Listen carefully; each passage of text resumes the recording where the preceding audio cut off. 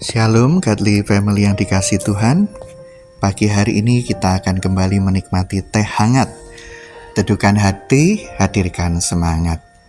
Firman Tuhan akan kita baca bersama dari surat Kolose pasal 2 ayat 6 dan 7. Demikian firman Tuhan. Kamu telah menerima Kristus Yesus Tuhan kita. Karena itu hendaklah hidupmu tetap di dalam Dia. Hendaklah kamu berakar di dalam Dia dan dibangun di atas Dia. Hendaklah kamu bertambah teguh dalam iman yang telah diajarkan kepadamu, dan hendaklah hatimu melimpah dengan syukur.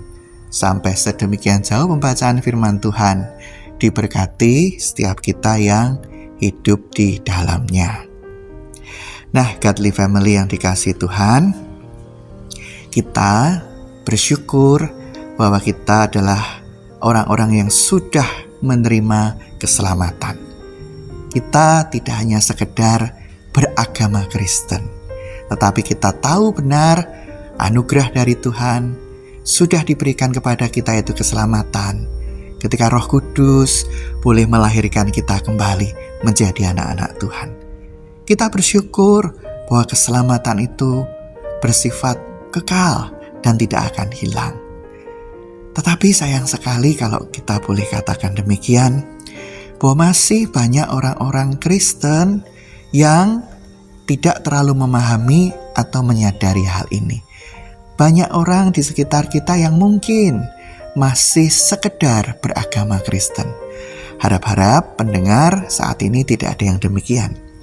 Tetapi kalau ada yang masih bergumul dengan hal ini, maka kiranya ayat-ayat ini meneguhkan kita bahwa ketika kita sudah menjadi Kristen, yaitu menerima Kristus Yesus Tuhan kita, tentunya sebagai satu-satunya Tuhan dan Juru Selamat dalam hidup kita, jangan hanya berhenti di situ. Jangan hanya puas dengan statusnya yang baru sebagai orang Kristen, pengikut Kristus. Tetapi mari kita lakukan apa yang menjadi kehendak Tuhan. Bahwa dalam proses keselamatan itu, dalam proses penyelamatan yang Allah kerjakan, memang keselamatan itu anugerah dari Allah. Tetapi Allah ingin memperbaiki diri kita.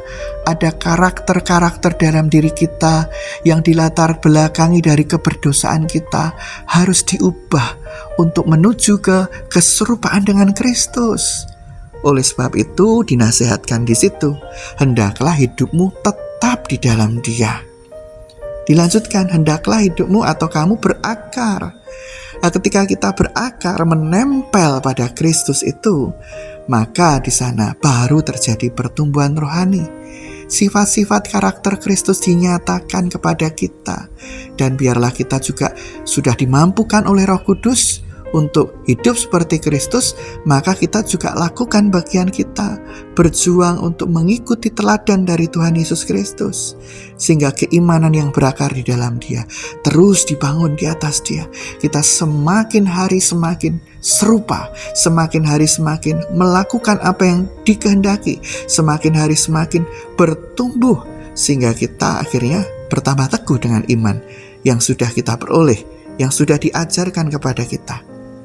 Salah satunya wujudnya adalah tentu dengan limpah syukur.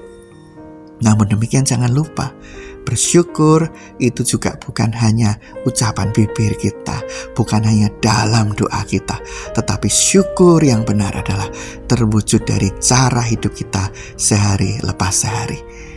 Dengan menghargai anugerah yang Tuhan berikan, maka kita menjaga hidup kita, supaya hidup kita pun makin berkenan kepada Tuhan yang sudah menyelamatkan kita. Amin. Mari kita berdoa. Bapa di surga, sekali lagi kami bersyukur karena Tuhan sudah menganugerahkan keselamatan bagi kami. Oleh sebab itu, kiranya ungkapan syukur ini dapat kami nyatakan, bukan hanya dari ucapan bibir kami, tetapi juga dengan cara hidup kami. Roh Kudus bantu kami untuk terus bertumbuh, semakin serupa dengan Kristus. dalam hal karakter-karakter Kristus, namun juga mampukan kami untuk boleh melakukan hal-hal yang Kristus kehendaki melalui hidup kami di dunia ini, sehingga nama Tuhan sungguh dipermuliakan melalui teladan yang kami berikan, melalui tutur kata kami, melalui apa yang tingkah laku kami lakukan di sekitar orang-orang yang mungkin banyak belum mengenal Engkau. Terima kasih. Di dalam satu nama Tuhan kami Yesus Kristus, kami berdoa dan bersyukur. Amin.